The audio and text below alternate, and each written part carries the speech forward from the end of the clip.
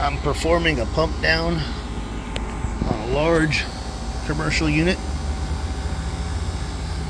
I've got the evacuation down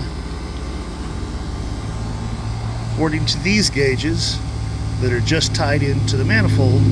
I got 27.9 negative inches Hg on the suction side and 29.9 negative inches Hg on the liquid side. But the evacuation manifold is telling me 725 microns with a delta flow of 16, 17. So is it ready to pump? Is it ready to shut off?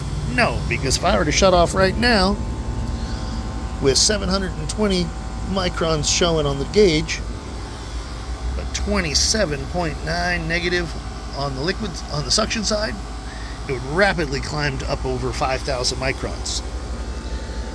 You gotta get it all out. You gotta get it all out.